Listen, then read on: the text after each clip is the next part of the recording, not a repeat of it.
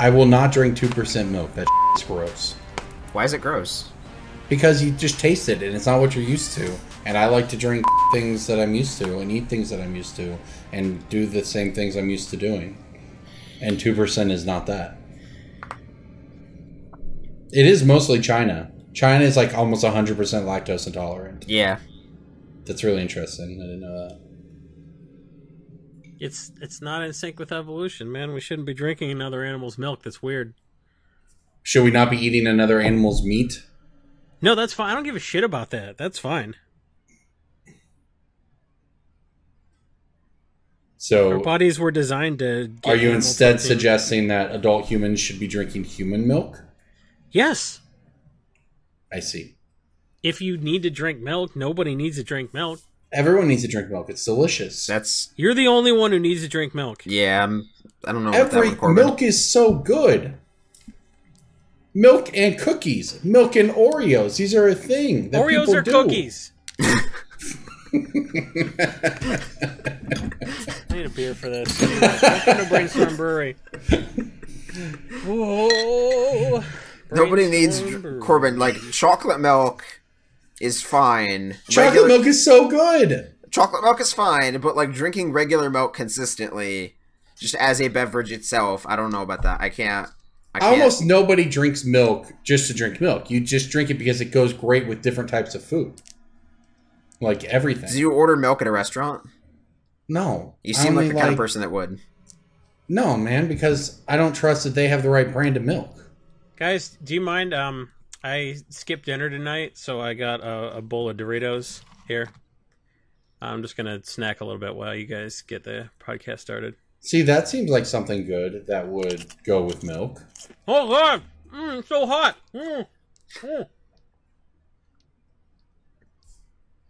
Did Jason die? How long did I go, guys? Did I make it the whole 10 minutes without drinking any milk? Did I do it? Did I do it right, guys? Guys? You did good, Jason. You did good. Wow, you're so clever. My eyes are really watering right now. You're an idiot. Welcome to Brainstorm Brewery. I can't see anything. My picks of the week, I'll have to guess. My eyes are watering too much. Did I make it 10 minutes? How is that any different than any other week? That's what I thought. I just chugged half a glass of milk and chased it with a Belgian quadruple. That's not good. Oh, here's what I'm drinking, by the way. That's I recommend it. So welcome to episode 301. No, this was the after hours. No, that was a rolling start. After hours anymore. I would have cursed less. All right, whatever. Episode 301. Here we go. We'll bleep it out. Welcome to our new listeners. Yeah, that's like, what I don't know. We're gonna have so many brand new listeners. It's episode 301, brand new start. Tons of new people listening to this cast who have. We should do it like Marvel Comics, and then just like this is episode 1. Just completely reboot it. No, it's there. Look, there was a Reddit thread. I'm sure we have at least one new listener. There's a Reddit thread where people were like, "Listen to Brainstorm Brewery," so no one has any idea who we are or what we do. I talked to somebody in Providence, and they said they found us completely by accident. So, well, that probably explains the majority of our listeners. Yeah, I'm maybe Corbin. They can find our Patreon completely by accident at patreon.com/. Already, shit, hitting them early. I'll hit him again. Don't worry. I'm Corbin. That's Jason. DJ's the guy who never pitches the Patreon because he doesn't care about us. I'm the guy who pitches the idea to cast on time and then gets rejected. No one cares. Everyone at home. That's inside baseball. Nobody. Our listeners are like, I'm just trying to drive to work. I don't care if the DJ's mad. There's the only person they ever want mad is Jason because he usually does it drunk. I'm getting there. This is a Belgian quad, so I might need a second one. I did make a Twitter poll to determine I saw your Twitter poll. Who was late to the cast tonight. What were the options, DJ? Corbin, Hooslore, Fish and Milky Chips, or a light pole dancer. I personally voted for Light Pole Dancer. I thought that was a good one, but it's only closer, Light Pole Dancer. That one's only at 12% right now, which I thought that one would do better, but it's because it was last. People just saw something that resembled my name, and they're like, "Boom, it's got to be him." No, you're right. I wanted to try to make Corbin Hooslore into something like moose related because you're part Canadian, but I couldn't think to work it out, so I just whatever. Good effort. Just went with the lazy way out like usual. Oh yeah. Anyways, DJ and I were on opposite sides of the country this week, even more so than usual. I was in LA last weekend. He was in Providence at GP's, and I think we both had similarly negative experiences. Friday and Sunday were bad, but Saturday was fine for me. I see. What made Friday and Sunday bad? Yeah. There were only, I think it was sub 400 people playing in the first round of the event, which means there were like 200 or 300 people with round 1 buys, which seems insane to me. I don't get how that works. There's a lot with round 1 buys. There's not. It gets a lot less. There's a lot of 1 buy players. I don't get how that magic system works, and I don't think anybody. It's Planeswalker points, bro. I don't think anybody with those buys understands how the system works. They do. It's Planeswalker points, man. Okay.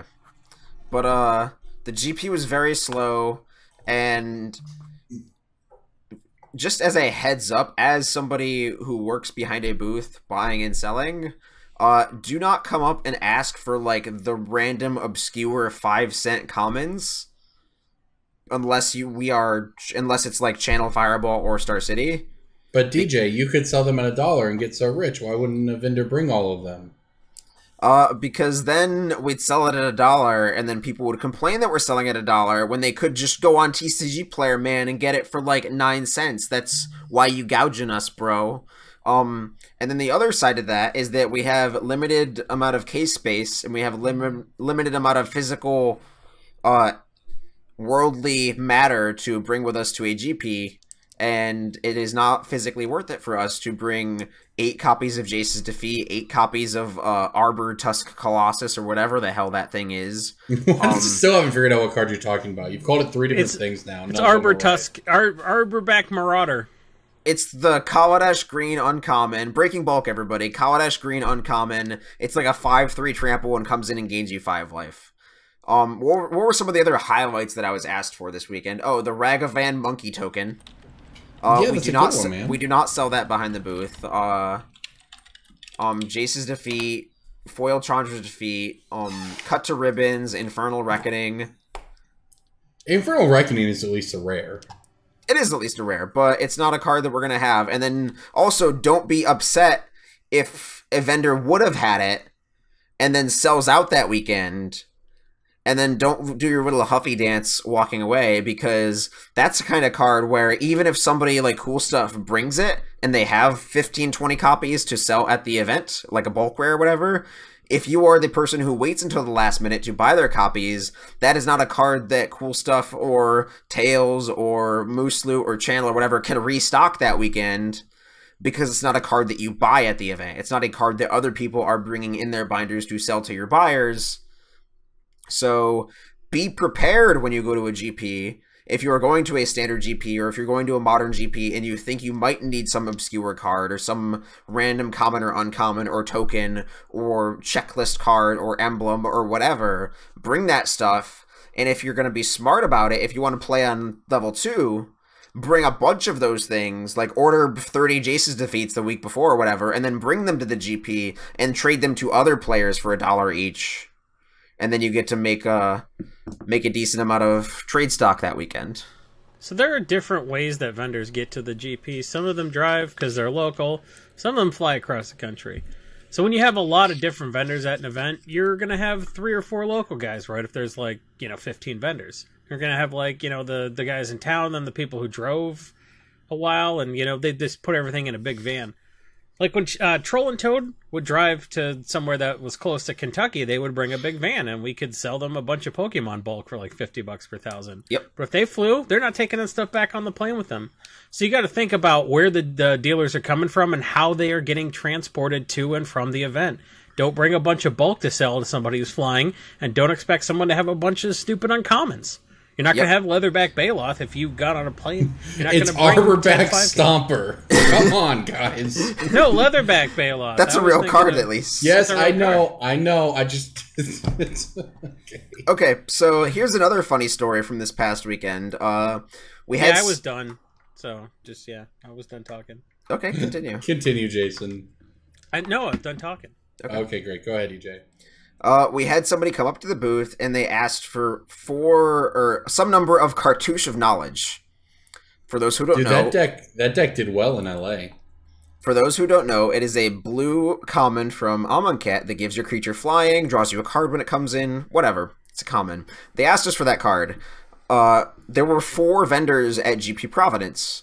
Tales of Adventure, Cool Stuff Inc., 95 MTG, and Moose Loot. None of us had any cartouche of knowledge. And normally, Channel Fireball would be the one to carry this kind of card if they had it. I highly doubt they would. But nobody in the room had cartouche of knowledge. So the person's backup plan was to go looking for Amonkhet sealed product. So he did his lap around the room and then came and asked if we had Amonkhet booster boxes. Yes, I said boxes. And we didn't have that, and one of the reasons we didn't have that is that unless you are Channel Fireball, you are not as a vendor, you're not allowed to sell recent sealed product. Channel Fireball has exclusive rights to sell all the standard legal packs that, unless it's like you can sell Masters, Iconic Masters or whatever. Basically, like all the standard legal stuff is theirs to sell for booster packs. So nobody in the room had sealed product of Amonkhet or Ixalan or Dominaria or whatever. And so then he did another lap around the room. And he came back like an hour later, and he said, I guess we're going to Walmart then. Okay. And nobody wants to say that. Nobody wants to say that phrase. Several hours go by, and I see this person towards the end of the day at our booth again, just looking at cards. I recognized him immediately, and I asked him how his adventure went. And him and his friend told me that they had decided to, air quote, play Turbo Town matches against each other to acquire enough prize ticks to win a booster box of Amonkhet, and then crack that booster box of Amonkhet for their Slither Blades or Cartouche of Knowledges or whatever they needed. And then they didn't win the event, so there's that. So it was a waste. But that is the extent to how far some people will go to acquire these commons and uncommons at a GP. So if you're like, man, I spent $8 on Convention Center pizza today, I am the worst human being, and I make poor decisions, you didn't make the worst decisions. There was somebody out there who grinded for a box of Amonkhet to open up 3 commons. Turbo Town matches against each other is pretty funny, actually. That was some solid tech. I did appreciate the ingenuity there. So that's not the worst value, probably. What is Turbo Town for our listeners? You play one. It's this area. You play 1-game matches, I believe. Yeah, it's $5 entry, and you play 1 match of whatever the format is. There's Turbo Town Pauper. Yeah. Turbo Town Standard, Turbo Town whatever. You play 1 match of that format, and then the winner gets small number of prize tickets. The winner gets like say 30 ticks, or whatever. The loser gets 10. So you pay $10, right? And then only the winner gets tickets. Well, yes. I don't know how many tickets they would have. It's needed. some ratio. I think it's 30 and 10. I think Corbin's right. And then 10 tickets equals a booster pack, so you're basically paying $10 for 4 boosters. I think that's the ratio. Yeah, that's pretty fine, right? $10 for 4 boosters is fine. That's like the cost of the booster. Yeah, I don't know what the conversion rate is to like get a sealed box, so I don't know. They probably actually had a pretty good they probably only paid like $60 or so dollars, yeah. Yeah. But it's a solid box. And before all of our listeners go grind Turbo Town matches against each other for boxes. But good for them. No, this was my first trip to LA, and I learned that I'm not an LA kind of person. What does that mean, Corbin? Well, I got off the plane, and I had to go down like a ladder. Okay. What? Because it's like a third world country where you had to go down a ladder? Yeah. To like exit the plane onto like the bridge. Well, there was no bridge. That's my point. It was like a narrow staircase that was so like steep that it was like, I mean, it's not like an actual ladder but it was not like a comfortable walk, especially, you know, for probably like older people on the plane or whatever. But I don't know, LAX is apparently just a third world airport that can't afford sky bridges or whatever. So that's how I got off my plane. And then I had to get on a bus to go to another terminal to then sit somewhere, wait for my Uber, which then took 2 hours to go 12 miles. Because it turns out it was 5:30 p.m. on a Friday. So, how much did the Uber cost you? Did it like... It's like $25. It was that pretty sounds rough. miserable for the driver, He too. made $12. Yeah, like, his ROI there to is Uber. just- Yeah, it's just the worst. And then we're walking around. Finally, after I get in, hours later, we're walking around looking for dinner. By the way, we went to Shake Shack, I believe it's called. Very high quality food. That's actually a good... I like that place. It was really good. It's Shake Shack is as good as everybody pretends In-N-Out is. Oh wow, I don't know what that means. Yeah, Shake exactly. Shack's high quality. It was good. It was good. If you're looking for just like that kind of restaurant, it's the best of that kind of restaurant. Yeah, I enjoyed it. It was fine. Like, it was great. And then as we got out, like, crazy people started walking around the corner yelling at us, like, you know, because they're crazy or whatever. And I was just like, guys, I don't really think this is my kind of play. I really want to go back to Oklahoma now. You're not in Kansas anymore, boy. Yeah, I didn't like it, man. I didn't like it. It's just not my thing. The GP was fine. GP was whatever. I think Alex our Airbnb... Alex Bertuccini top 8'd, so everyone was mad. I think our Airbnb was built in the 1600s. Was it a little cottage on the edge of the river? It looked like part of it used to be a barn. Okay, that's So, like, rustic and yeah, cool. the main room that three of us slept in looked like it had the sort of the architectural style of a barn, where it was just this gigantic open room, and there were two swinging doors, but it was on the second floor, so you had a nice suicide door. There was a pair of open... You could just open the doors, look down, and be like, I yep. didn't know suicide doors were a thing, but I guess it makes sense. I mean, I doubt that was the intended design of the door when it was created, but I mean, purposes adapt to your needs, so, like, if you need a suicide door, that's your suicide door. There you go. You should start a travel blog, DJ. If you need a suicide door, this is your place. I'll post one on brainstormbrewery.com at some point in the next week or two. Brain Bite, best suicide doors across the country by DJ Johnson. The rafters of the Anyways. convention center are good ones, too. GPs happened. There weren't a lot of people at them. It was a dead standard format. No one cared. But they cared when Alex Bertuccini top 8'd. And that was the entire weekend. Fun stuff. So there were, I counted actually, since we talked about this with Ryan on the cast, there were 8 vendors, I believe, at GPLA. So I don't know, because Ryan came on a couple weeks ago or last week, whenever it was, and talked about there being fewer vendors in the future at GPs. It sounds like DJ was at one with 4. What was the deal about not having sleeves, DJ? Somebody on Reddit had poor information and they spread it like wildfire. Okay. So all I know is people were mad about how Providence didn't have sleeves. Yeah, that's... Yeah, Moose Loot definitely had hella sleeves. I saw pictures. Someone's yeah. like, okay, Moose Loot does have sleeves, but they had like no selection. And then Bernie tweeted a picture. I saw of Bernie's himself picture, with, yeah. Yeah. And they were just, Every he had like... color dragon sleeve. Yeah. So... And then Channel apparently pulled a thing where once people started complaining, people were given the opportunity to buy sleeves from Channel at registration, and they were just like taking sleeves, I think, from the prize wall options, and just like selling people sleeves at the door like that, which Seems is fine. Yeah.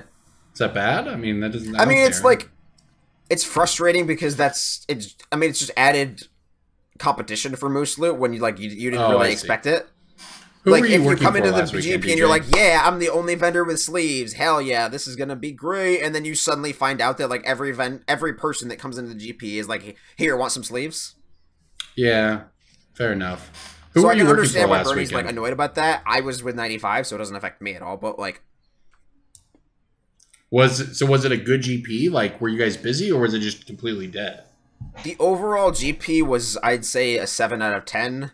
That's not bad. Friday was like a 3, Saturday was like an 8, and then Sunday was like a 6.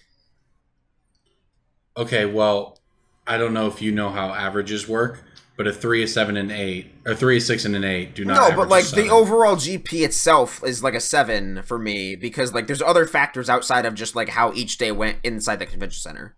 Sure. Whatever. In terms of the Airbnb, like the travel, the. Oh yeah. Okay, so anyways, is there anything else our listeners can actually take away from this besides bring sleeves to trade people? I mean, bring sleeves, bring commons and uncommons, do your research of which vendors are going to be there beforehand, because no vendors were taking bulk in Providence, and there were a few people who came up to us, like, lugging 5 rows all around the room, like, do you guys take bulk? And then they'd walk to cool stuff. Do you guys take bulk? No, we're flying back to Orlando. Do you guys take... So, like, it's not that hard to... Work it out with them beforehand. Yeah. If you're going to bring bulk, just look at the list of vendors on the website. Send them all emails, be like, could I bring bulk? And they might be like, yeah, we're driving. And they might be like, I don't know who you are. You never know. But I would not just blind take bulk. I am a little surprised that none of the vendors had Jace's defeat and Chandra's defeat, given how common those cards are in the format. So here's a question, DJ. If I'm the person who's like, I'm going to make this happen, I'm going to get rich, I'm going to take 20 Jace's defeats and Chandra's defeats and a braids and what have you to the GP. Is it bad form to be hanging around like vendor row and when you hear people ask, be like, hey, I have those? I don't think so. If you're only referring to the cards that you know that other vendors don't have, I don't think that's a big I personally wouldn't care. If you're trying to do that with staple cards that... Right, if you're trying to snipe somebody, it's different, I guess. I mean, we did bring certain commons and uncommons as a thing. We had damping spheres, we had a braids, we had, what's the other one? I can't even think of it right now. Hang on. Okay, sure. But yeah, like, we had fatal pushes, like, we had... Sure, okay. Yeah. Just not the, like, 10-cent ones. Yeah, we didn't have magma sprays or Llanowar elves or essence scatter or glimmer of genius. Sure. And another thing is that a lot of these cards, or some of these cards, not a lot of them, but some of these cards are cards we have had in the case previously, and then our case will be adjusted week to week as we sell stuff and as we don't sell stuff. So there were several months out of the standard year where we had Visitor of Many Faces in the case at $1 a piece. Eventually they stopped selling, we pull them all. Right, and replace it with something that we're going to sell. So yeah, I mean, it is odd to think that people don't have their Chandras and Jace's defeats by this point of the standard season. Yes. Yeah, for sure. And so, like, if you want to bring something, like, if you want to bring 20 Duresses, 20 Negates, 20 Jace's defeats, 20 Llanowar Elves, 20 Essence Scatters, and just be that guy and, like, bring a bulk rares that you expect people to need. Infernal Reckoning, Cut to Ribbons, that kind of thing. Dude, I don't know that anyone knew anybody needed Infernal Reckoning or whatever it is. Right. Well, now they know. Yeah, now they know. And now if somebody's going to a GP next week... They can order 20 or 30 of those off TCG, insult to injury, a lot of those cards. Maybe you can make something decent out of it. Maybe you follow the Twitterverse or whatever, and you check for hashtags of the GP, and you see somebody who's like, bat signal for 4 Infernal Reckoning, trade stuff on me, and then you work something out with that person. Like, there's theoretically stuff to be made. Is it worth your time and money? I don't know, but it's a possibility. It's something worth thinking about. Sure.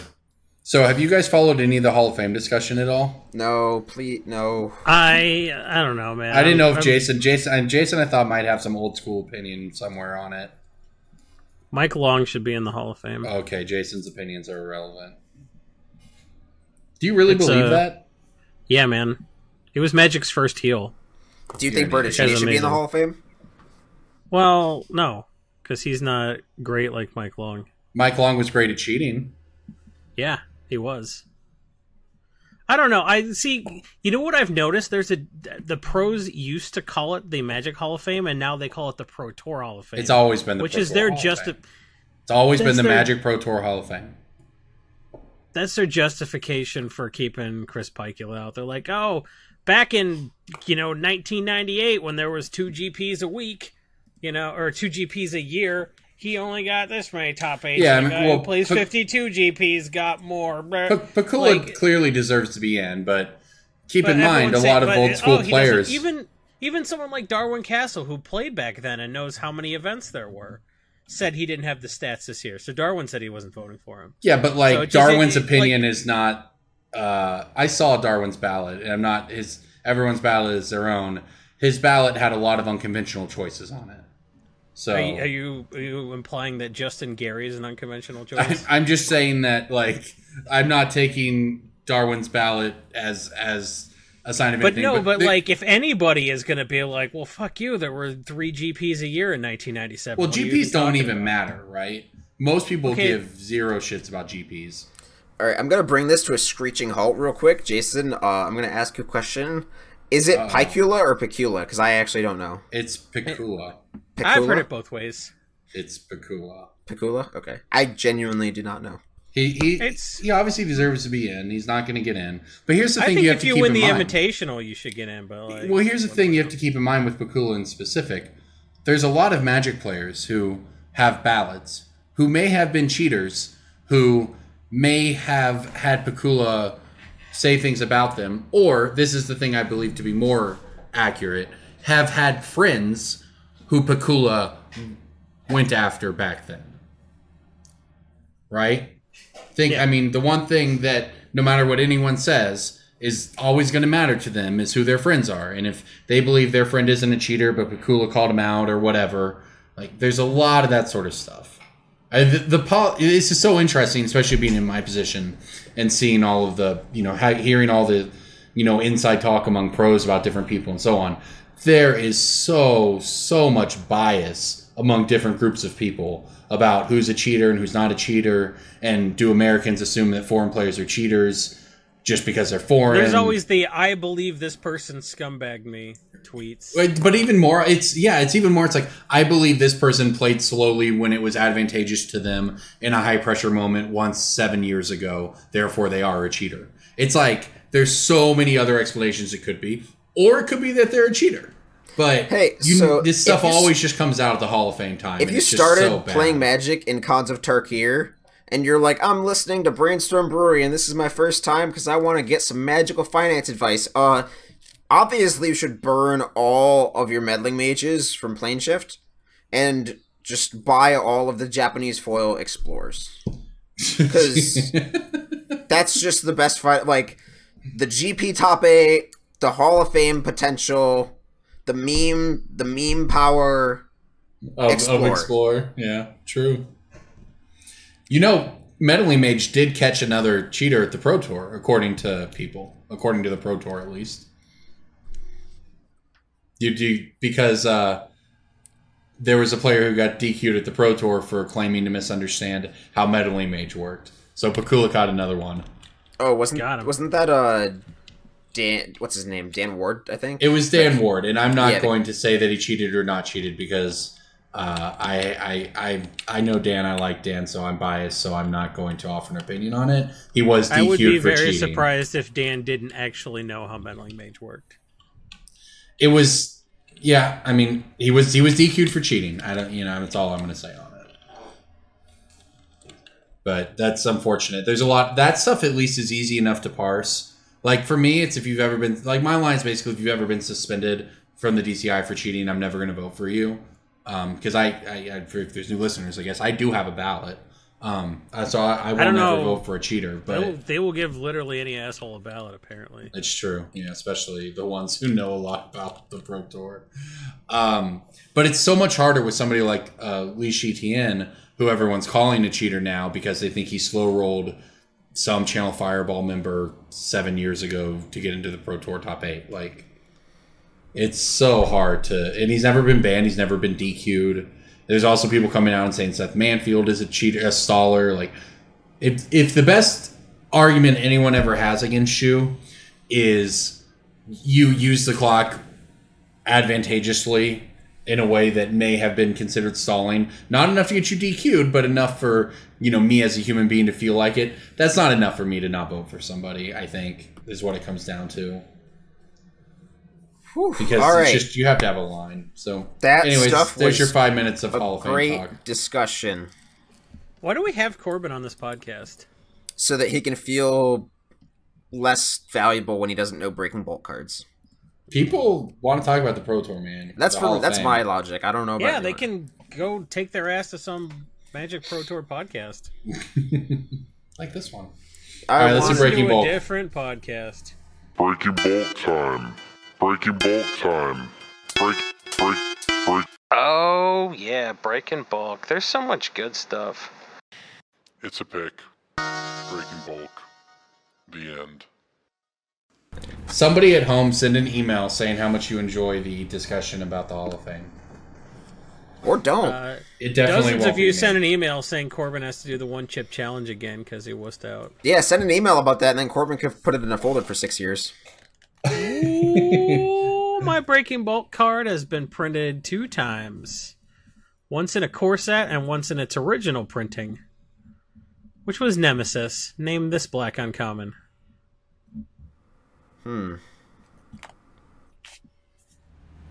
What course set? 8th edition. Oh, Jesus. Mind Yeah, that's slash. gonna help. That's mind slash. Yep.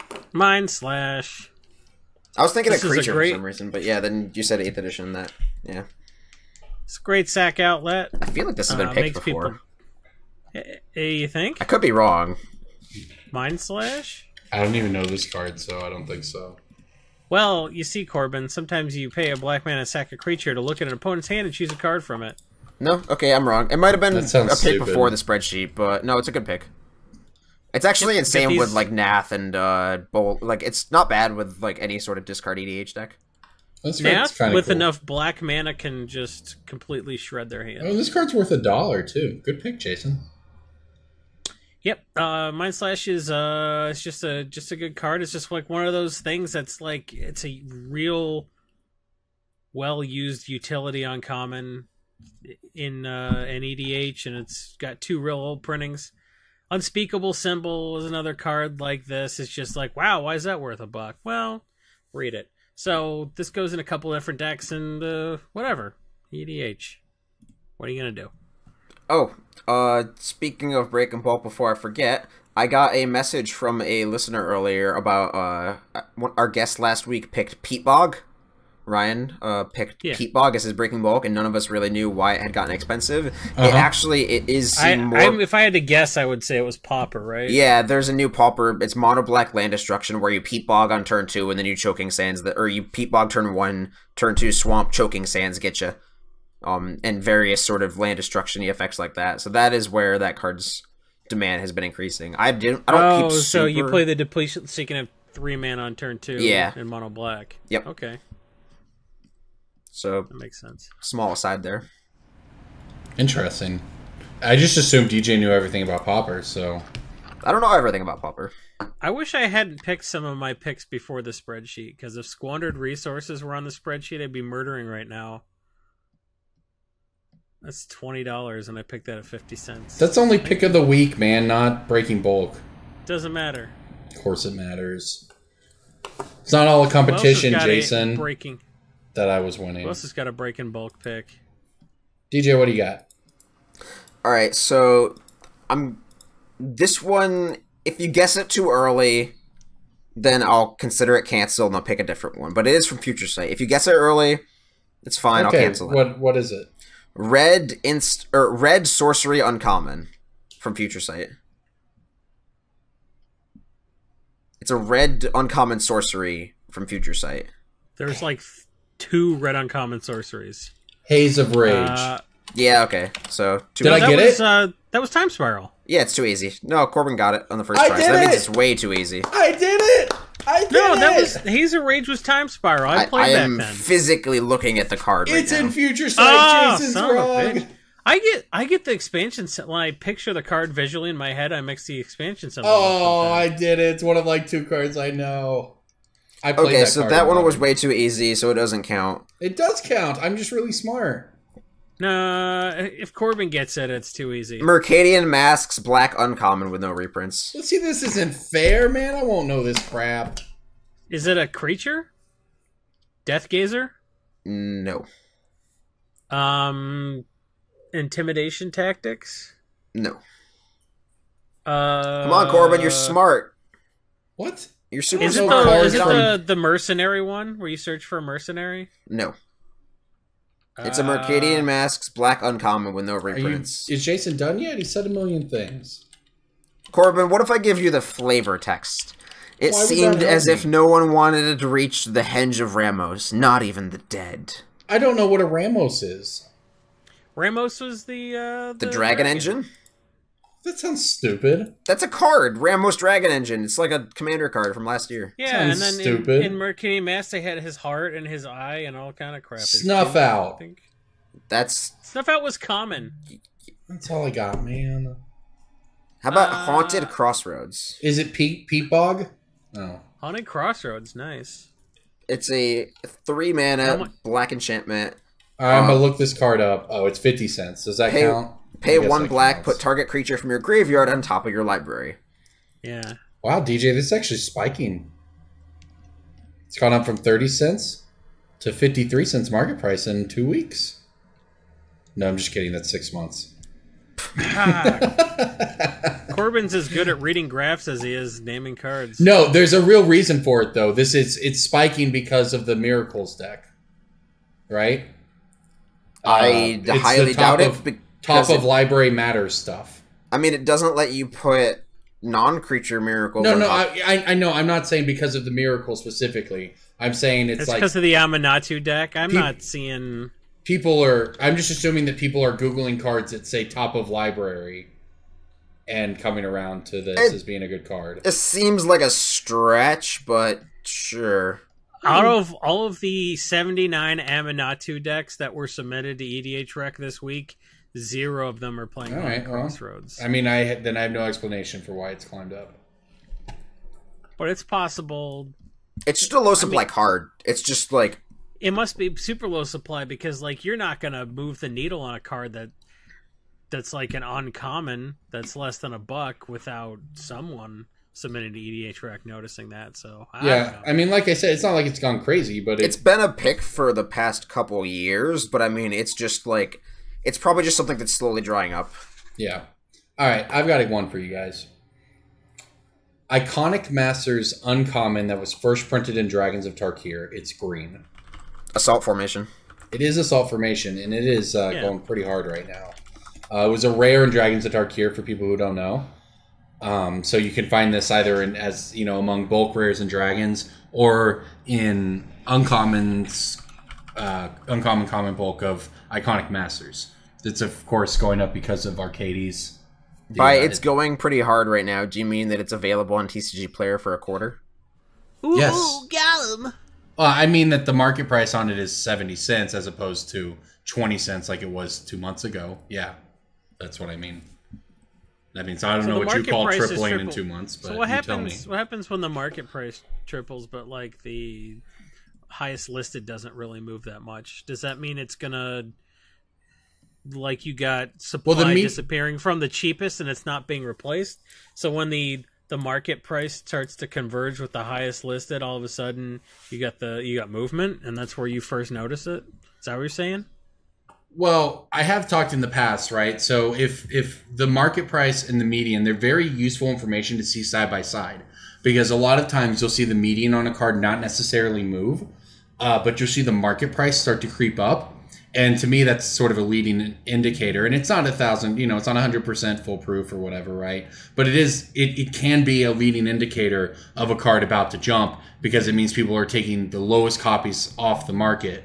And even if that doesn't change the average of what's listed necessarily, it just means that the volume, at least I believe, right, that it means the volume of it's increasing, and a lot of times you then see it start to jump up. Yeah. So, I mean, on a super cheap card like this, it's hard to say, to read too much into it, right? Because yeah, DJ's right, they're available for $0.25 on their shipping included, but of course you have to buy $2 worth of cards on TCG Player to bank an order, blah blah blah. So the important thing to me when I'm looking at that card is less that and more the fact that both the market price and the median price have been climbing steadily over the past 2 months. And it's worth getting, right? It's a breaking bulk, right? It's a pick, but it's also a pick that is showing momentum.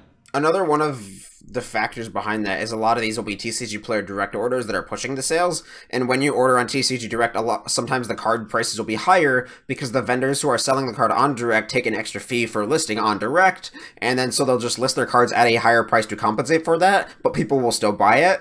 So then you end up with a situation where people are willing to pay like 75 cents for Assault Formation on TCG Player, even if other sites have it for like 50 cents. And so then that encourages the price to get pushed higher because like people are putting together EDH decks for Assault Formation with like one of cards from 30 different stores, and one of them happens to be an Assault Formation that is listed on somebody's store for like between 70 cents to $1. Yeah, I mean, my last TCG order, when I buy from TCG, I just click the Direct Only button because I just want, you know exactly what you're getting with TCG Player Direct, which coincidentally is probably why they created the program, right? TCG Player is great, we all recommend it, blah, blah, blah, but it is a lot easier to deal with, a warehouse that's packing and shipping orders to you every week. They're doing it every day, as opposed to a seller who maybe, just has 20 cards listed or whatever, and then you have to deal with someone in that position 10 times over for your order. So yeah, I mean, people do pay more for Direct. Is Direct worth it for the average vendor? Is it something they should, say somebody like you, DJ, right, who does a lot of business on TCG Player, is Direct something you consider a benefit to try to work towards, or what? It's very dependent on your personal situation, and I will say it is worth it to some people, which is a very, very vague answer, but that's basically 2 articles worth of me talking about various numbers and situations and percentages of inventory you have versus everybody else, and your average value of your card listed, and just a lot something we've been looking at the LGS that I work with, because we've already passed 20K in sales in the 6 months we've been listing on TCG Player. 20K dollars or 20K cards? Dollars. Okay. So it's just projecting out to 2019, we're looking at whether or not it's worth it for us, and I haven't really dug into it yet, and I don't know the details around it, but a lot of the subject I'd ask. A lot of the factors are which kinds of cards you keep in stock on average. If you have obscure foils or just random cards, non-English stuff, sealed, just TCG Direct orders will be more often than not near mint LP staples, I guess is the best way to put it. That's generally what we list, because we just end up listing our overflow, Yeah. We just look in the case, and once we realize we have 16 whatevers, it's maybe we can list a place out of these online. Yeah, that's generally the stuff that moves on Direct. But if you have a moderately played foil Scourge of the Throne, damaged Throne of Geth, lightly played foil Meddling Mage, a lot from Alara, a lot of just random obscure stuff, you'll get a lot fewer TCG Direct. Again, this is just a giant can of worms topic that is of course, and that's easily fine. Discussed later. Speaking of Scourge of the Throne, when did that card become $20? I missed that entirely.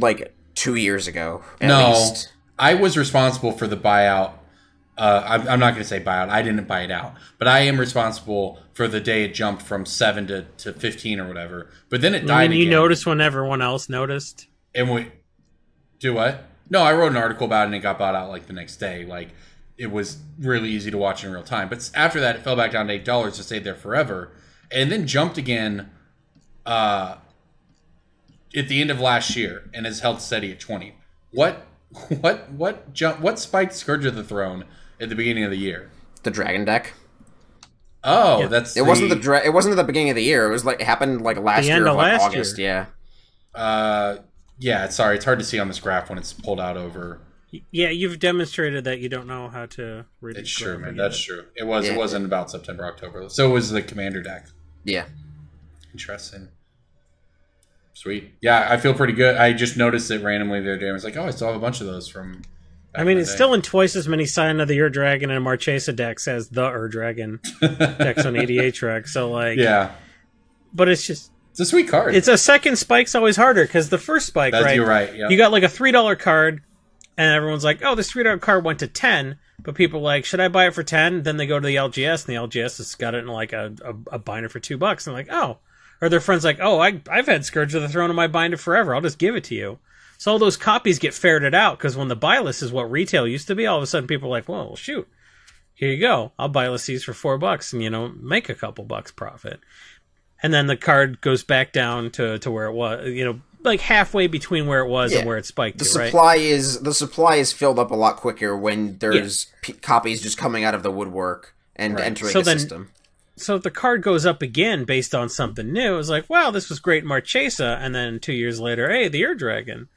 There aren't those $2 copies sitting in the LGS. The only copies are the ones that are $8 on TCG Player, so that's what you buy. So when a card spikes a second time, it's going to spike harder by virtue of there aren't those cheap copies to backfill demand. So demand starts at the new price and only goes up from there. You know, we call this the second spike, or the second spike effect or whatever. It's actually funny because if you look back at Dual Lands, we're on like the 8th spike, and it spikes harder every time. Yep, just because it's the same theory, except usually a card doesn't spike more than twice before it gets reprinted or something, you know. But it's funny with Dual Lands, you can just look, and every year the spike was just a little harder and a little harder. And now you have, you know, $600 underground seas. Oh, anyway, interesting note on Dual Lands. Vegas was like 2 months ago at this point, and that was the peak of dual for fever and reserve list buyouts, which we called here. Yeah, it was just like everybody's losing their mind. Underground seas, $800 on one site, so the world is ending. Oh my god! But not a single person touched duels in our case in Providence. I think we maybe sold like 4 duels the entire weekend, maybe. Yeah. We didn't. Paul Feudo tweeted something similar. We didn't take very many duels in that weekend. Like, duels will calm down in the months following that sort of fervor. So if you're somebody looking to buy them and actually play Legacy, there's always this mythos that like, oh, buy them now, buy them yesterday. You had to buy them yesterday. They're always going to go up. There is sort of a cyclical motion to Dual Lands and power and high-end cards that you can track over Vegas time. happened to happen right when everyone was cashing in their crypto. That's not exactly true. Crypto crashed in January. Vegas was in June. But that's when all the reserve list stuff went up, and Vegas was the biggest GP for people buying in person. Yeah, I mean, every time, and it's going to be really interesting now that Vegas is yearly. Well, at least we assume it's yearly now, rather than every 2 years. Because before, it was the same thing. Vegas was always the thing, and that's when it would jump, blah, blah, blah. This year, though, there wasn't a Legacy tournament at Vegas. It was only 2 GPs, not 3. And it was every year, and now they've calmed down. You know, we say they've calmed down, and to an extent, the median on these has, and the fervor certainly has. I'm looking at Underground Sea and Tundra, and the market price has continued to climb on those, though, even over the past 2 months. Yeah, we had sub $500 Cs in our case this weekend. We had sub $500 that's HP. a good price. We had sub $500 Cs. For HP, we had we're always 95 MTG. I mean, call me a shill if you want, but they're gonna be the cheapest prices of the room if you pay you have to pay cash. But we had very, very cheap duels in the case. We had Gaia's Cradle in the case at like 305, and cheapest on TCG is like 350, and nobody touched them. Yeah, that's nuts. I just sold a Cradle. Yeah, but who goes to Providence for a standard GP to buy Gaia's Cradle at the same time? Yeah, that's true, but for some people, though, there was nobody in that room. There was 700 people in the whole GP. So well, the argument would be that it's not that they went to that GP. It's that they live around there, and that was the GP they got in the year. But the thing is, it's Providence, right? So it's the Northeast. So there's plenty of GPs all year anyways. So it does apply in that scenario. You start talking about Dallas or something, though, and that's not necessarily the case, but... Yeah, the point is that we had very, very cheap reserve list cards in the case this weekend, and very few people touched them. Yeah. So I'm looking at I've looked at Bayou and Volcanic, and both of those the market price has very much calmed down. So Bayou specifically is a lot of death ratey stuff, right? But that's why I'm looking at Volcanic as well. Even has really cooled off, which you might not have expected after looking at graphs for Underground Sea and Tundra. So. I don't know. So what do you say then? So should people get their duels now? Should they wait till January? What should they do? You can pick up duels now. I mean, try to anticipate anything spiking them, but like, what would it be? I mean, there's nothing to spike them, I think, until next year. Depends if you saw Legacy announced for another Pro Tour or something like that. We're still, I would pick them up now because we don't know what the schedule is. Yeah. Well, the thing is, for people who don't know, Magic as a whole, prices tend to be sort of cyclical, where the beginning of the year, sort of I would say February through May part of the year is when you see the biggest jumps most of the time. We've talked about it before, whether that's it's the winter, so, early in the year there, people are now, they're deep into Magic, or people don't have the holiday expenses, or they have their tax return, or whatever, right? That's usually when you see Corbin, it's your tax refund. Your tax return is what you send to the IRS. Your tax refund is the money you get back. No, it's the money that returns to you. It's a tax return. I simply meant that your taxes will return to you. It doesn't matter to me. I only know how to pay a bunch of money. It's called a tax return, DJ. Look it up. Yeah, man. I write a big check every April. I don't even know what it feels like to get money back, so my wife doesn't know anymore. She's like, hey, how much money did you set aside from what you get paid by all your writing gigs? And I go, and then we watch Jason's like, money set aside. What you mean is how much beer did I put inside? And it's all of it.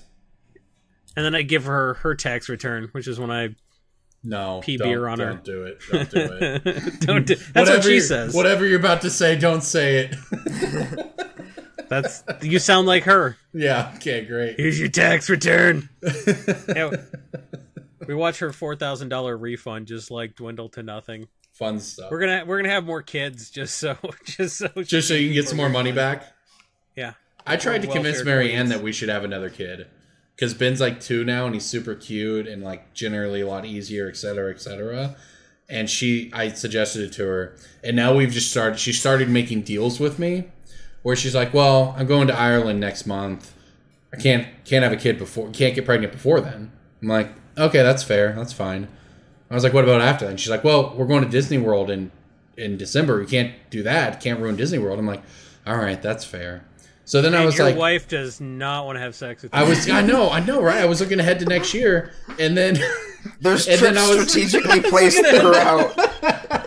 And then we have some friends going to Vegas every year in April, and I've always wanted to go with them because I always end up in Vegas 2 weeks after them for the Magic event. And Marianne's never wanted to go to Vegas. It's just like not her thing or whatever. In theory, she's never been. But we finally convinced her next year to go, but she's like, on one condition. I'm like, what? Anything? Let's go to Vegas. She's like, can't get pregnant before we go to Vegas. And I was like, ah! I was never gonna have another kid. Man. We'll see, though. She's checking her watch frequently for her biological clock, waiting for it to run out. It's funny because a decade ago, right, when we were like, 20, my age, all she wanted to do was have kids. She was just like, yeah, I just wait to be a mom and blah, blah, blah, blah, blah. And then, like, every year that went by, we were like, yeah, we could probably wait another year to have kids. She still wants to have kids, just not with you. Well, it's also worth bearing in mind here that the experience of being pregnant is a lot more unpleasant for, one of us, and it's not me. So that's probably a real consideration that women are allowed to make. Well, whatever Corbin's wife is about right now, my wife is the exact opposite, and that's no picnic either. Oh yeah, I'm not a machine. Can't be expected to do it every night for a whole week. Jason, these are graphic details we don't need on this PG-13 podcast.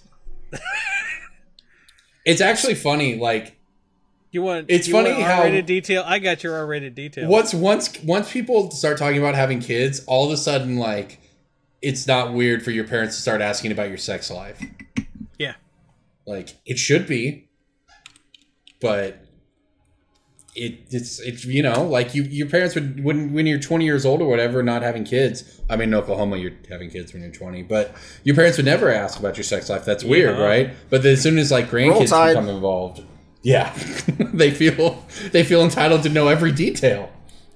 Speaking of Corbin and Jason's wives having absolute control over their life, we have a Patreon goal coming up for those of you who are interested in making us suffer not physical fire chip pain, but emotional damage.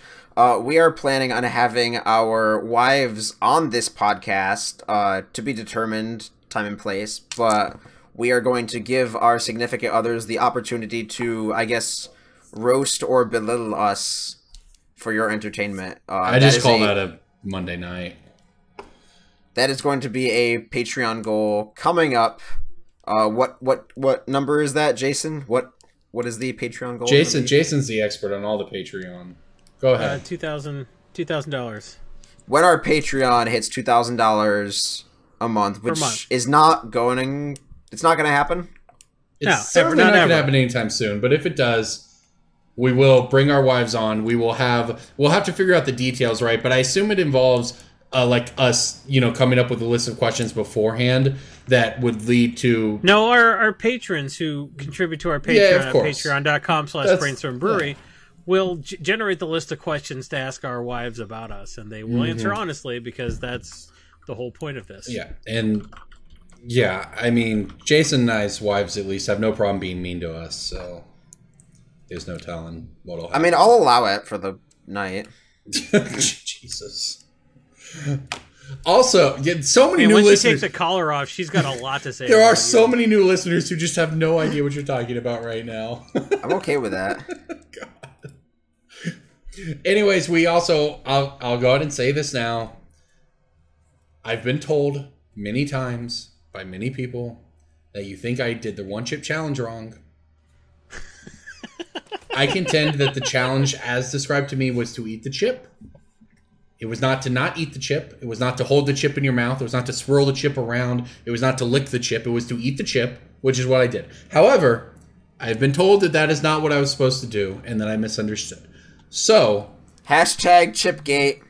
Getting another chip, everybody, and I'm going to do it at the beginning of one of these podcasts in the next month or so, when Alex the schedule Burton lines Chippy, up. everybody. I'm going to do it at the beginning of a podcast, so then I'm going to have to cast the whole time while dealing with this, and I will wait as long as I can wait to drink milk.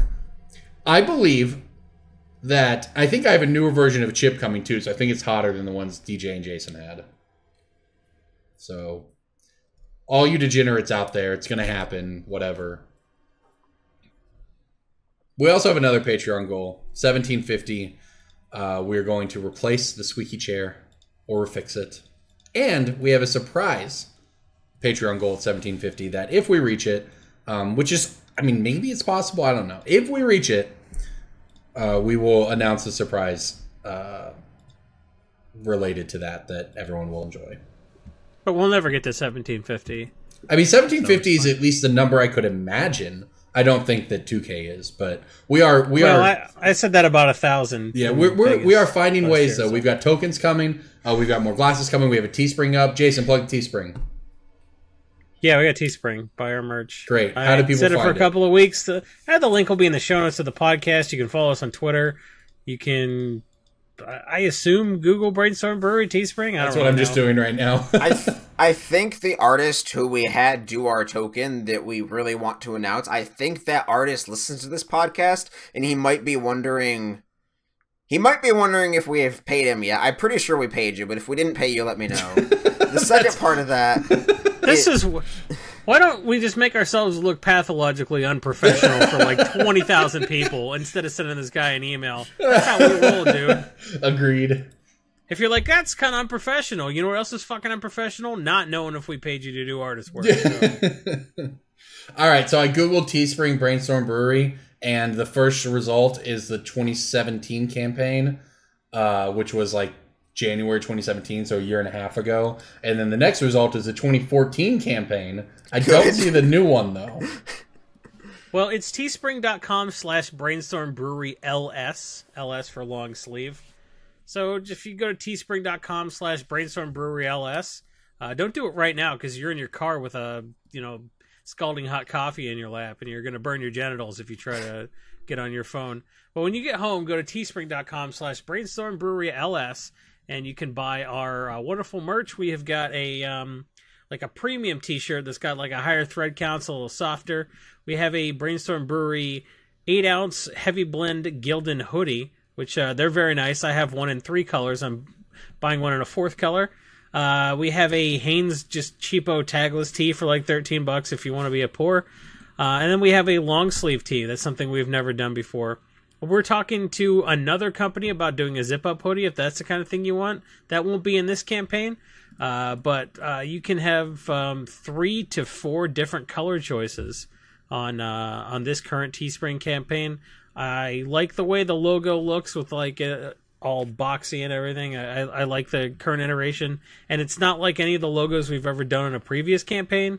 So even if you have one already, why not get a second one? You know how many Brainstorm Brewery t-shirts and hoodies I have? I buy a ton. He wears nothing else. The hoodies are actually super comfortable. Every day of a GP, I'll wear a different Brainstorm Brewery t-shirt. I was like, does that guy ever wash? I'm like, oh no, these are different shirts. The hoodies are legit. I will. The hoodie I wear quite a bit in the fall and winter. I do like how Jason thinks that all of our listeners are listening to this podcast on their way to or from work.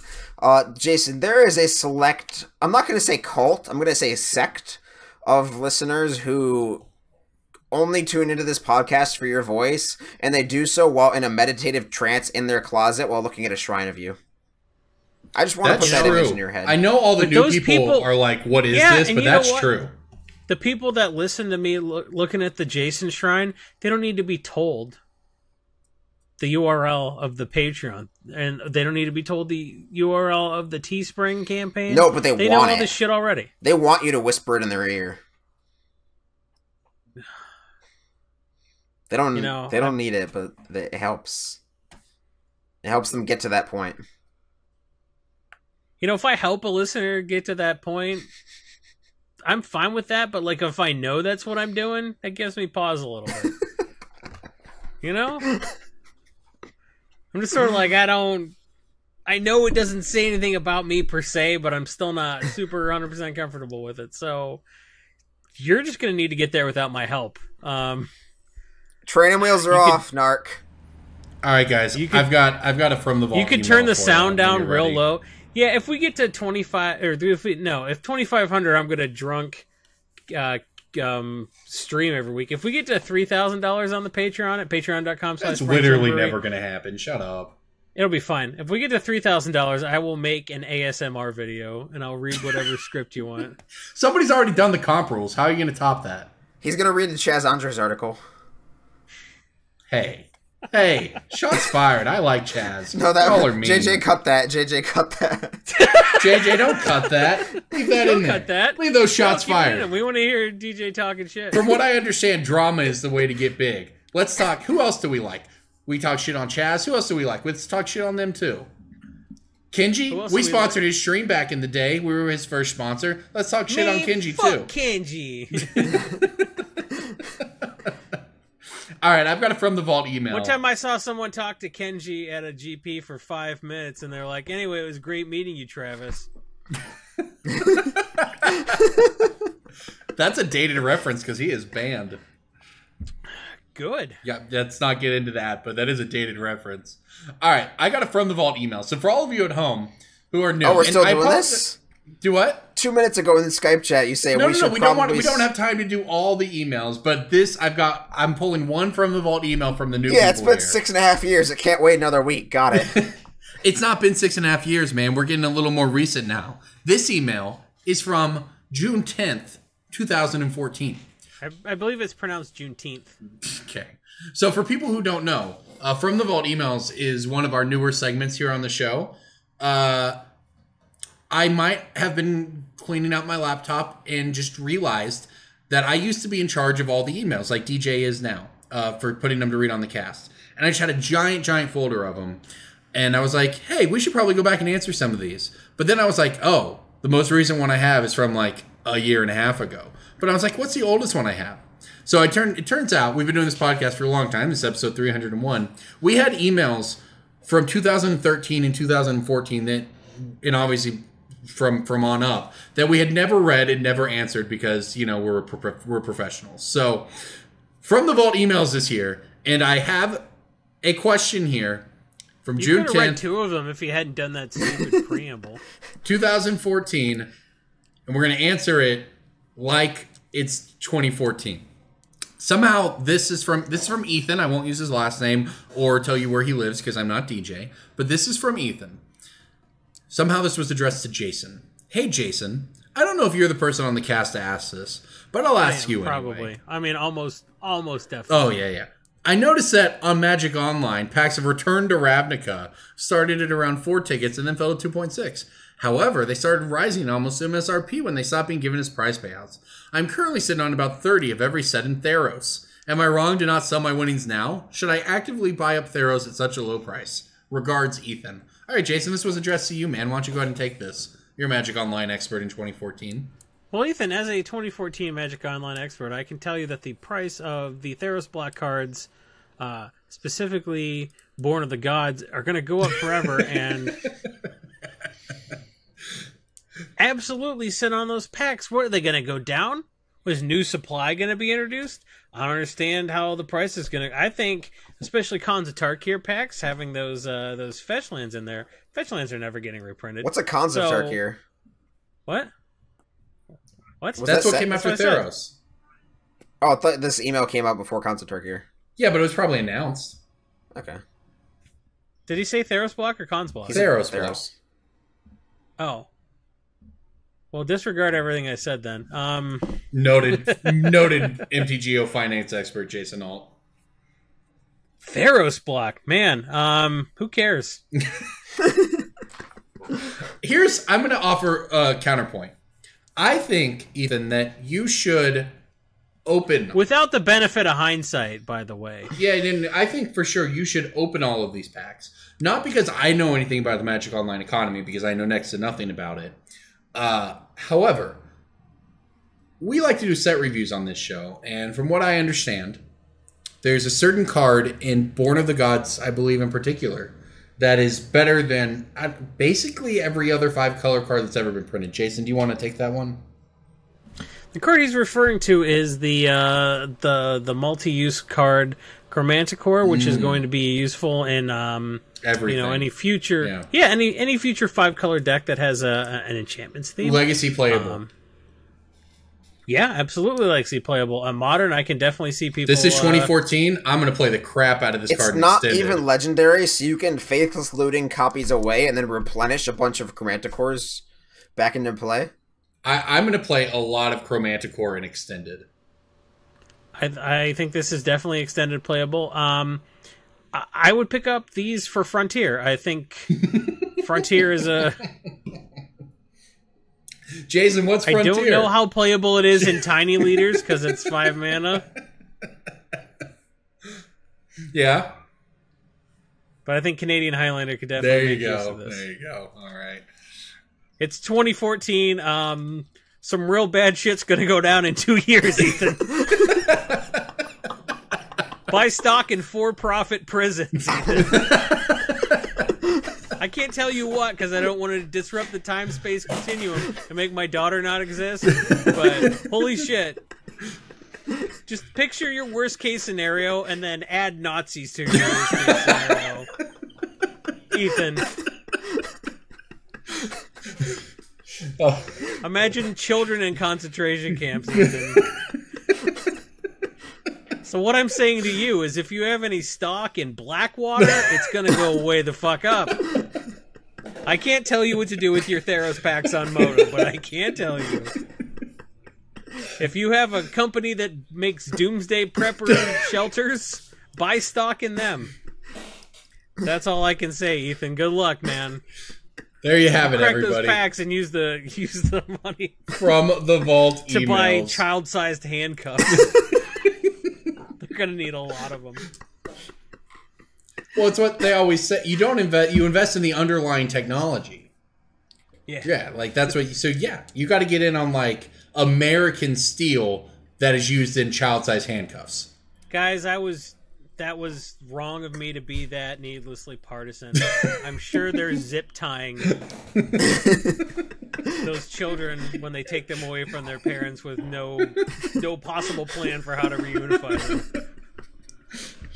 I'm sure they're just zip tying their little hands together. So what I said about handcuffs was messed up. It's big of you to apologize. That's nice. That's good. That's more humility than I've ever seen out of Jason. I was being hyperbolic. They probably just give them Thorazine and tell them their parents they'll see their parents tomorrow. I don't know what Thorazine is. Sounds bad though. All right, let's do some pick of the week before this thing goes completely off the rails. When your kid bites some other kid at daycare, you'll know all about Thorazine then. Pick of the week, pick of the week, pick of the week. Time for the pick of the week. All right, who wants to go first with pick of the week? I've got a good one. I'm excited. I have two, and I don't know which one. I prefer. You guys gonna tell me which one you think is better, and we'll write that one. The first one. Okay. The first one alphabetically? Sure, Jason. Yes. Okay. Lotus Cobra was in Masters, iconic Masters. Yeah. It's true. It's probably it's starting to go up a little bit, but like it hit like its bottom. Lotus Cobra has Lotus in the title. I do like that card. Been trying to break it for a while in Modern. And people, yeah, and if it doesn't break in Modern, it's still like in all those Lands Matters decks. People are as shitty as Lord Windgrace the deck is. It's the second most popular commander. And people are building Aminatu, then Lord Windgrace, then Yuriko, then Estrid, I think. So, like... That's crazy Windgrace to me. I thought the Banned Enchantments thing was going to be the most popular by far. But it's split over the three. Lord Windgrace is the only one in that deck worth a damn, so he's taking all the Jund versus people building Kestia. I see. Okay. So, not Kestia, Tuvasa. I've seen a lot of Aminatu. Yeah, and Aminatu, cool. Well, people were building Yuriko a lot, too, so, like... The Aminatu, that's the Atraxa deck of this year probably. So anyway, Lotus Cobra is just the fact that people are just building just grindy like Land Matters good stuff. They're smashing their Angry Omnath and Gitrog monster decks together and being like, well, I got my Ramanep Excavator and my Wayward Swordtooth and I'm just doing stuff. Lotus Cobra just gives you a shitload of extra lands when you're exploring, playing those fetches. Playing a fetch out of the graveyard with a Restore or your Ramanep Excavator or even the brand new Crucible of Worlds that's down to like $20 right now. Yep. One of the only good cards in a bad set. Lotus Cobra just seems real poised to just like go up because I think it's at its bottom. The only other, go ahead. Dave, I was just going to add. Yeah, I think it's a great pick because for all the reasons you mentioned, but also to give the modern perspective on the card. There are a few decks around the fringes of Tier 1. There's the Saheeli combo deck, etc. I've seen play to good success, and so on.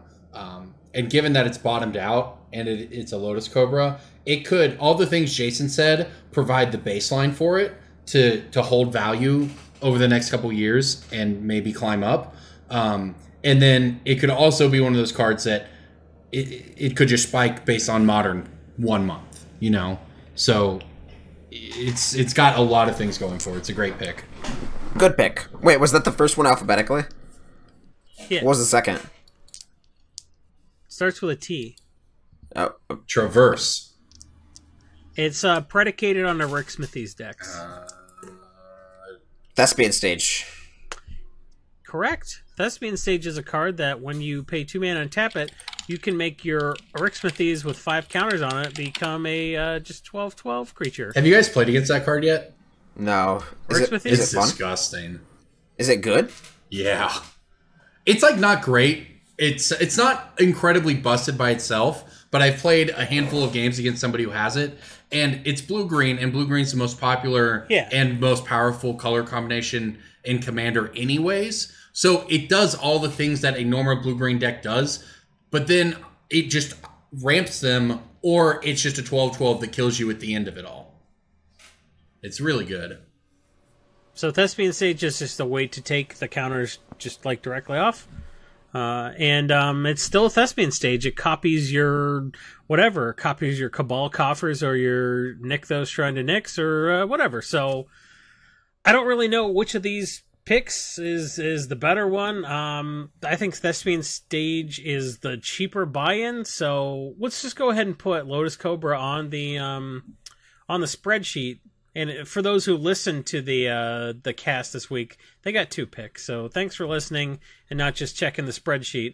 There are people on Reddit. They're like, I just checked the spreadsheet. Maybe don't copy your Nykthos though.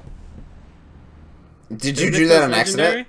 It is indeed legendary. Did you do that on accident? No, I'm just saying that maybe that's... No, I mentioned it as a thing. If you don't have a mirror gallery out, are you even playing EDH? No, you know what you can do? It took me way too long to realize that Cabal Coffers is not legendary. True. So copy your Cabal Coffers when you have Urborg in play, and then do really dumb things. So anything with those. It took me too long to figure out that Valakut, the Molten Pinnacle, is not legendary because it has a name, and it has the Molten Pinnacle in that name. Yeah, I'm not for like game-changing rules erratas, but making Valakut legendary would be one I fully support. But that would make the card useless. No, it wouldn't, because you could still 18 people with it in Modern. You just couldn't 36 them. And honestly, do you ever need to deal somebody more than 15 damage in Modern? You do. People take 10 damage from their mana They base. do, and that's why that deck is good, right? But there are a number of decks, let's point to 5-color humans for one, that most of the time deal themselves 0 damage with their mana base. And that's a full turn if you're playing Scapeshift, right? The difference between 18 and 19 is a full turn, which equals winning or losing. Do you mean 18 and 20? No, it's 18 and 19. Like, it's literally 18 and anything above 18, right? Right, but like there's no way to deal 19. Like, if you deal them 19, you don't win. Sure, the difference between 18 and 21, whatever you want to say. Anything more than 18. Yes. Yeah, that humans deck, they run Horizon Canopy in that. Yeah, that's the only way they're going to damage themselves, yeah. All right, I've got one here. I would assume that this is predicated on this Land Matters stuff in Commander, but Ulvenwald Hydra has started to creep up a little bit. The median on the card's still $1.50. It's a mythic, though, from Shadows of Renishrad, which, as old as it makes me feel to say this... Yeah, I think I phrased that right. Shadows of Renishrad was starting to be farther and farther back. You know, it's actually pronounced Ulvenwald, but nobody pronounces it that way except for me. So I'm going to go with Ulvenwald Hydra. Okay. It's like when I order beers, I ask for a Hefeweizen. Oh, you probably do. If you ordered a Hefeweizen, the guy in Oklahoma would be like, "You mean a Hefeweizen?" That's pretty true.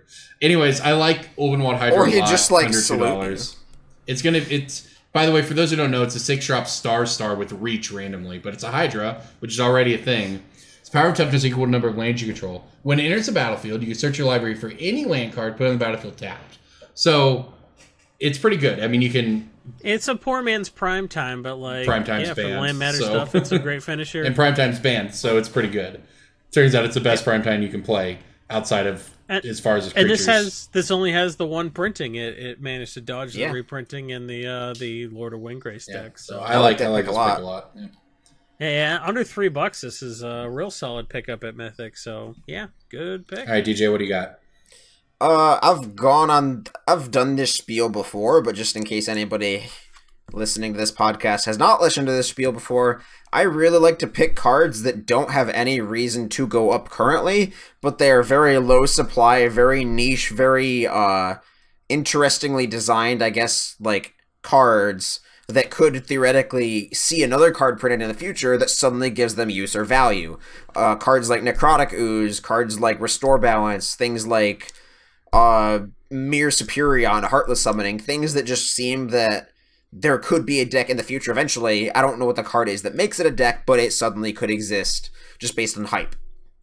And one of the cards that has been sitting in my box for years, every time I get it as a bulkware, I'm just throwing it, setting aside, whatever, is Hatching Plans.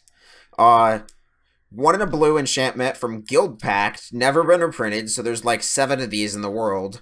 When Hatching Plans is put into a graveyard from play, draw 3 cards. I'm not picking it based on the Bant Enchantment deck, because there's not really a sacrifice theme in that deck. There's no real way to just loop sacking and bringing back enchantments. I don't know what the card is that makes this card jump, but it's just a bulk rare with a very, very low buy-in and a very, very low supply, and it's just the kind of thing that if you get it at 15 cents or 20 cents, or if you see a playset of them in a binder for $1 or whatever, just pick them up. I mean, the risk is so low, and the upside is theoretically maybe a content creator plays it in a deck or finds some wacky Jakey brew with it, and then suddenly it's $3 overnight and you manage to sell out of them. It's just a very obscure card that could show up on MTG stocks one day, just like how One With Nothing goes up on MTG stocks one day, or Heartless Summon, or just something like that. Yeah, seems pretty reasonable. This is certainly something that people have tried in the past to brew around, and you're right, all it takes is the right new card to make it good or whatever, right? Yeah. I mean, imagine some sort of one drop that can like sacrifice it, sacrifice an enchantment, or sacrifice itself an enchantment, or something. Or sacrifice a permanent is the more likely one. Right. Like, I mean, I think people have tried this with Crack the Earth before, which is just one red sack each player sacks a permanent. So you make them sack a land on turn 3 or whatever, but you sack your hatching plans, and now your hand's refilled with more ways to play hatching plans and do weird degenerate things. Back in the day, it was God's Eye, Gate to the Wreck Eye. Yeah. You would get a 1/1 spirit, and they would lose their land. Like Flagstones of Trogdeer or whatever. Troghair. It's Trogdar. Trogdar. It is Troghair. Troghair.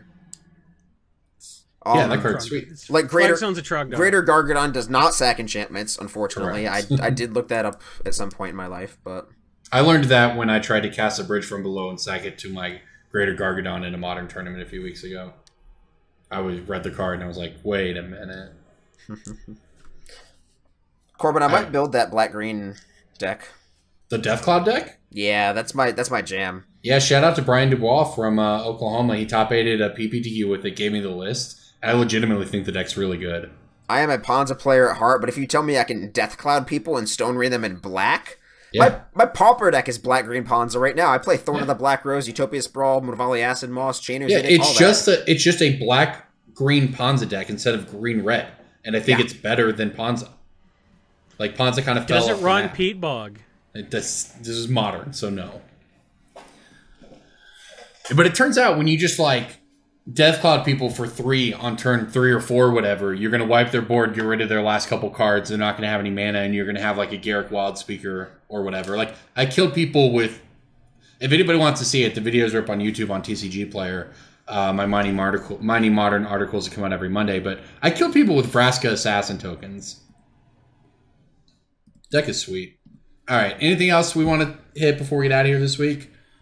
If our Patreon gets to $2,500 at patreon.com/Brainstorm Brewery, you could see me playing meme decks like Corbin's. Only I'll be drunk when I do it, so that'll be good. That's a pipe dream right there, but yeah, we all got a dream. All right, everybody, this is Brainstorm Brewery. That was Jason. I'm Corbin. DJ is our permanent guest. Everybody, thank you for listening. We'll see you next week. You know, I looked actually at the Patreon, and when we got to $700, we were supposed to make DJ a permanent cast member. That was our $700 Patreon goal. No, I disagree. I mean, yeah, we didn't do it, but I'm just saying that DJ controlled the Patreon, and he just slipped that in there. That didn't count. Yeah, I mean, that's what the two of us are going to vote. So yeah, we win.